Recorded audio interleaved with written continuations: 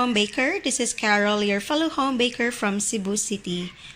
Ngayon guys, gagawa ako ng cake with a moving train effect. So, I will be using this train toy set. This one. And by the way guys, binili ko ito sa Super Metro store dito sa Cebu. And the cost of this train set is 329 pesos. So, ito yung itsura ng box. And now, alright guys, so ina-unbox ko na yung train toy set. And this is what's inside.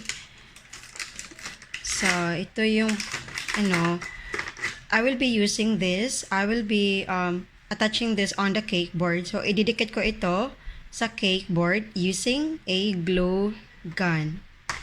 So, dikit ko muna. Alright guys, so ito na ngayon yung ating cake drum. This is size 18. Nadikit ko na ito.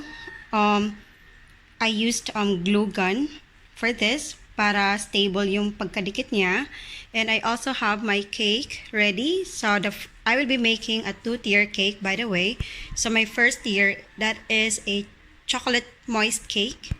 And my second tier, I will be using a dummy cake that is styro sized 6x6. And of course, here are the trains. So ngayon guys, i-assemble ko muna. So set aside ko muna itong cake drum.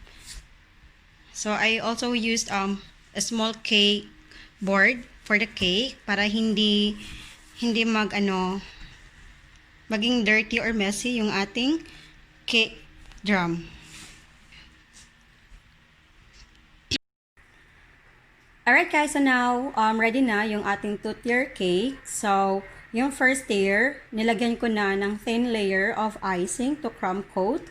And now I will be doing a finishing touch na. So, by the way guys, if I will be icing a 2-tier cake, I usually start at the second tier. So, if I'm satisfied now with the second tier, then I'll work on the first tier. So, let's get started.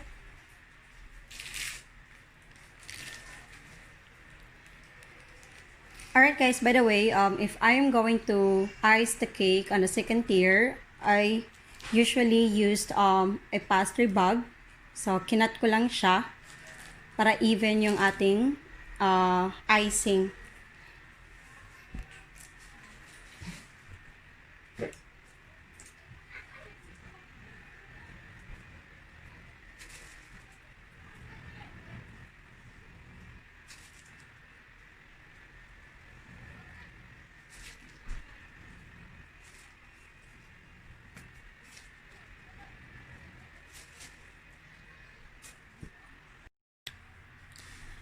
Alright guys, so I'm done icing on the cake. So, as you can see guys, hindi siya ganun kakinis. The reason is, yung boiled icing natin, na-overbeat ko siya.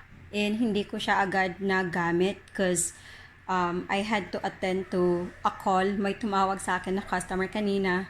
And yun, so again, if you will be using a boiled icing guys, so you really have to make sure that you are going to apply it right away on the cake. Kasi pag hindi, natagalan ka, yun na, nahihirapan na tayo magpakinis ng ating icing.